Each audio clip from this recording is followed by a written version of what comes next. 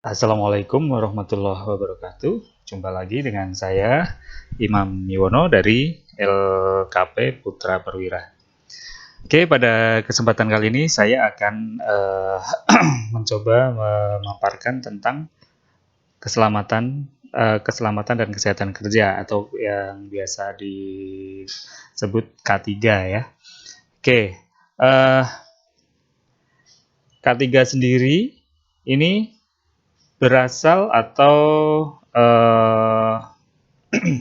filosofinya adalah suatu pemikiran dan upaya untuk menjamin keutuhan dan kesempurnaan jasmani maupun rohani tenaga kerja, khususnya dan manusia pada umumnya, serta hasil karya dan budaya untuk menuju masyarakat adil dan makmur.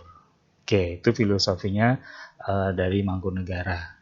Kalau sesuai dengan keilmuannya, pengertian K3 itu semua ilmu dan penerapannya untuk mencegah terjadinya kecelakaan kerja, penyakit akibat kerja atau PHK, kebakaran, peledakan, dan pencemaran lingkungan. Oke. Nah, untuk K3 di Indonesia sendiri, di sini ada lambangnya ya. Lambang K3 seperti ini. Ada tanda plus di tengah, kemudian ada gigi atau gear di lingkarannya. Oke. Kemudian arti atau makna dari lambang tersebut adalah tanda palang atau tanda plus itu berarti bebas dari kecelakaan dan penyakit akibat kerja atau PHK. Kemudian makna dari roda giginya itu bekerja dengan kesegaran jasmani dan rohani, jadi dengan full power. Kemudian warna putih, nah, background-nya kan warna putih ya. Putih itu berarti bersih dan suci. Kemudian warna hijau, gambarnya tersendiri itu berwarna hijau, artinya sehat, selamat, dan sejahtera. Kemudian gerigi atau gearnya itu jumlahnya ada 11. Nah, 11 itu bermakna apa? 11 bab Undang-Undang Nomor 1 Tahun 1970 tentang keselamatan kerja. Oke. Nah, kemudian dasar hukum dari penerapan K3 di tempat kerja adalah yang tadi ya, yang ada di logo tadi, Undang-Undang Nomor 1 Tahun 1970 tentang keselamatan kerja. Kemudian Permenaker Nomor 5 Tahun 1996 tentang sistem manajemen K3. Kemudian Permenaker Nomor 4 Tahun 1987 tentang Panitia Pembina Keselamatan dan Kesehatan Kerja P2K3. Oke, jadi awalnya itu dasarnya adalah Undang-Undang Nomor 1 Tahun 70. Yang isinya adalah tempat di mana dilakukan pekerjaan bagi suatu usaha. Nah, itu untuk keselamatan kerjanya. Adanya tenaga kerja yang bekerja di sana. Jadi yang dilindungi dari K3 ini adalah tenaga kerjanya. Kemudian adanya bahaya di tempat kerja itu. Jadi kalau nggak ada bahaya kan nggak perlu diinin K3. Cuman kan syarat sebuah usaha harus dilengkapi dengan K3. Oke. Nah, kemudian untuk tujuan K3 sendiri adalah apa? Tujuan K3 adalah yang pertama melindungi dan menjamin keselamatan setiap tenaga kerja dan orang lain di tempat kerja. Jadi yang dilindungi nggak cuma tenaga kerjanya aja, siapa tahu mungkin ada tamu datang ke tempat itu, ternyata pas terjadi accident, nah itu juga dilindungi oleh K3. Kemudian menjamin setiap sumber produksi dapat digunakan secara aman dan efisien. Oke. Kemudian meningkatkan kesejahteraan dan produktivitas nasional. Ini berdasarkan Undang-Undang Nomor 1 Tahun 70. Oke.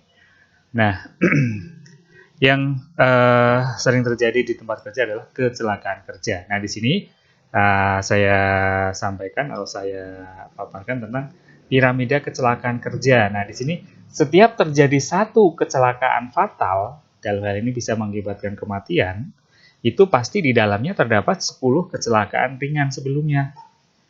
Nah, jadi yang nyebabin kecelakaan fatal biasanya ada kecelakaan ringan terlebih dahulu. Nah, itu jumlahnya sekitar 10 kecelakaan ringan yang menyebabkan satu kecelakaan fatal. Oke. Kemudian dari 10 kecelakaan ringan tadi, di dalamnya pasti terdapat 30 insiden yang menimbulkan kerusakan alat atau bahan sebelumnya. Oke, ini untuk piramida kecelakaan kerja. Kemudian dari 30 insiden yang menimbulkan kerusakan, itu di dalamnya terdapat 600 near miss. Nah, near miss itu apa? Near miss itu hampir celaka. Nah, jadi hampir menyebabkan kecelakaan. Oke, nah jadi di sini sudah jelas bahwa urutannya seperti ini. Dari bawah, near miss dulu, baru terjadi insiden. Insiden menyebabkan kecelakaan ringan. Kecelakaan ringan dapat menyebabkan kecelakaan fatal atau yang menyebabkan kematian. Oke. Nah, kemudian kalau dilihat dari penyebabnya, kecelakaan kerja ini seperti ini. Penyebab dasar itu kurangnya prosedur. Nah, SOP-nya nggak jalan.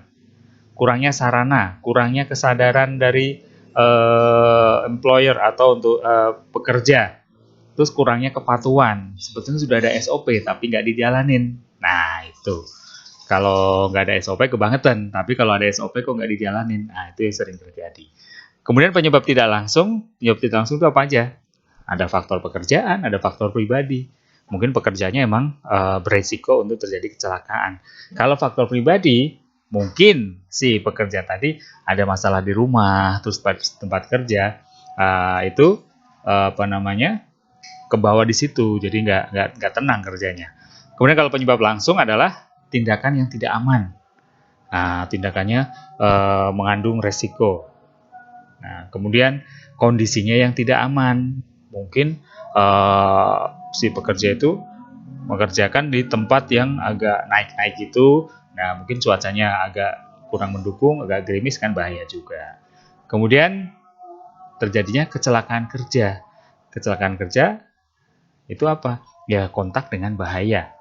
Atau kemudian yang kedua, kegagalan fungsi atau malfungsi. Itu juga bisa terjadi.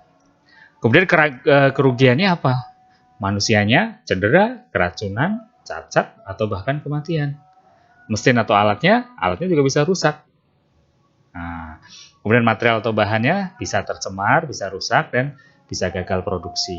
Kemudian lingkungannya, kerugiannya setelah terjadi kecelakaan adalah lingkungannya bisa tercemar atau rusak, ataupun bencana alam. Itu teori efek domino yang disampaikan oleh H.W. Hendrik. Oke. Nah, kerugian dari kecelakaan kerja di sini sesuai dengan teori gunung es, kecelakaan kerja di sini kerugiannya apa? Kalau untuk biaya langsung yang kelihatannya cuma dikit, cuma 1 juta. Nah, biaya pengobatan, biaya perawatan, biaya kompensasi atau asuransi. Nah, yang tidak terlihat di sini yang lebih besar.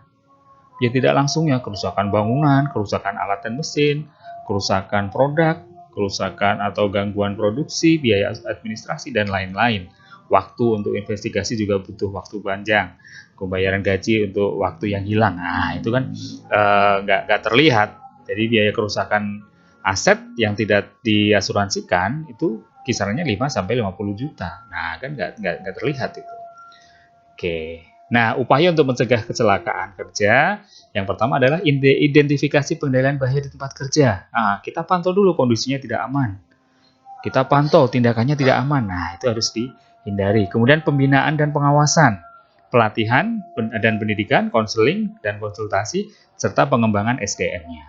Kemudian yang ketiga, sistem manajemen, prosedur dan aturan, kemudian penyediaan sarana dan prasarana, terus penghargaan dan sanksi. Reward and punishment. Oke, nah ini adalah rambu-rambu yang biasanya ada di tempat kerja. Nah, ini bisa dilihat ya.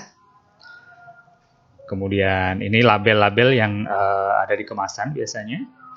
Nah, ini label atau warna pada pipa. Nah, ini ada warna berarti mengartikan setiap warna berarti sendiri-sendiri. Warna biru gas bertekanan, warna coklat mudah terbakar, dan lain-lain. Oke. Nah, kemudian ini alat pelindung dirinya. Alat pelindung diri adalah kelengkapan wajib yang digunakan saat bekerja sesuai dengan bahaya dan resiko kerja. Nah, ini harus dipakai sesuai resikonya. Oke, mungkin itu aja dari saya yang bisa kami sampaikan pada saat ini. Mudah-mudahan bermanfaat. Kurang lebihnya mohon maaf. Billahi taufik wal hidayah. Wassalamualaikum warahmatullahi